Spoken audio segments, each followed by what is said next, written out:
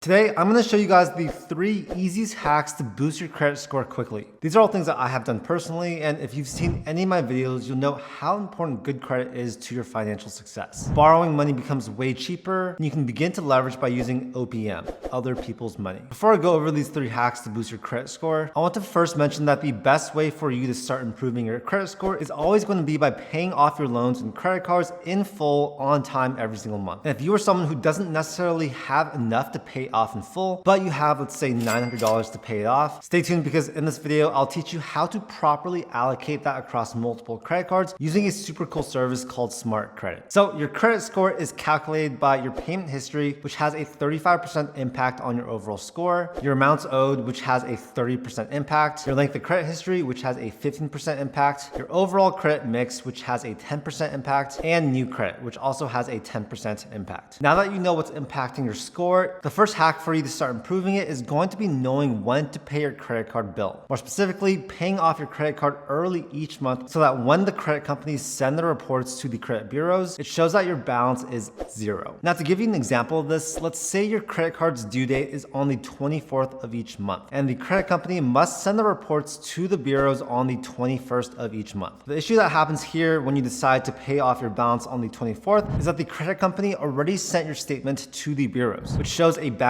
even though you technically paid it off by the credit card due date. So simply put, even though you aren't necessarily late in paying off your credit card, it may still show a balance on the statements that the credit bureaus receive. And that's why paying off your credit card before its due date can result in a higher credit score, because you'll be playing along with what the credit bureaus are seeing as well. So yeah, paying your credit card off early can be a way for you to kind of hack the system and always make sure that you're showing the lowest credit utilization possible to the bureaus. Now, another reason why I would recommend you pay off your credit card early is because let's say you had something come up this month and you just don't have enough money to pay it off. Well, in the case of something like this happening, let's go over how your interest gets determined. Your interest payment is determined by something called your average daily balance, which means that if you had $1,000 on your credit card and waited till the end of the month to make a payment of $500 because that's all you had, you'd essentially pay interest on an average daily balance of $1,000 for the month. Versus if you took that same $500 and paid it off earlier in the month, you'd reduce your average daily balance by about half, which would save you money on interest in the long run. So if you're someone who can't fully afford to pay off their credit card debt, but you can pay a good chunk of it or even just some of it, making sure you properly allocate those funds could make sure you get the biggest boost possible. So thanks to a new platform called SmartCredit, you can see when to pay your credit card by to be in line with when it's reported to the bureaus, how to properly allocate your funds when making payments, when your score will update, and how much it will boost your score after doing so. I think this is super cool, and it's actually unheard of today when it comes to other credit apps on the market. This tool works vice versa. So if you have a big expense that comes up and you're not sure which card to charge it to, the Score Boost tool will actually tell you which card to charge to give you the most amount of time to pay it off. Another feature that SmartCredit offers is the Score Builder tool. This tool shows what's helping and what's hurting your credit score, but what makes it super beneficial is the option for you to take action against the things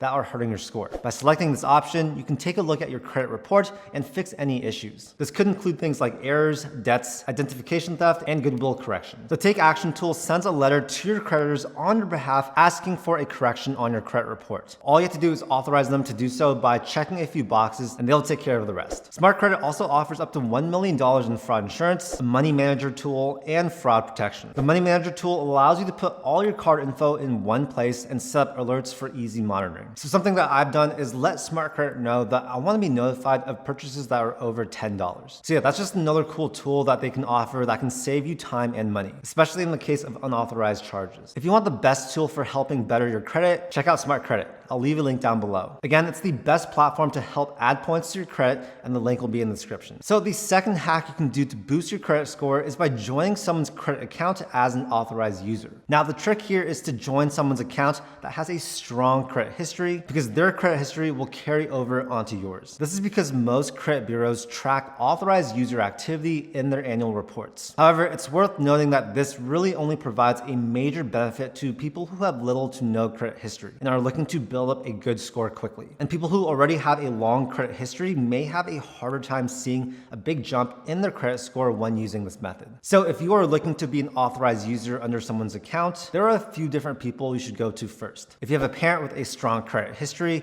I'd actually recommend going to them and seeing if they'd consider making you an authorized user. This would just be a really quick and easy way to get added to someone's plan, and since they're your parents, you won't have as much to worry about compared to if it was someone else. Another potential way to become an authorized user would be to go through an employer. Oftentimes, employers are willing to do this because not only does it result in them racking up more rewards points, but it makes it easier to handle reimbursements. And if the job requires employees to travel, they'll also receive access to travel perks associated with the credit card. So this means you can get access to travel lounges, receive priority boarding, free checked bags, rental car insurance, and much more. However, it's important to keep in mind that business credit cards do not report to personal credit lenders. So this would only work if the business owner is using a personal credit card. I've also seen people benefit from becoming an authorized user on a spouse or partner when one person has no credit history and the other one does. This quick boost to your credit score could also help towards qualifying for a mortgage on a house together, which is just another form of credit for you to add to your overall credit mix. So yeah, this is actually a super beneficial step, and I've personally seen real estate clients of mine use this method and go from not qualifying for the home they want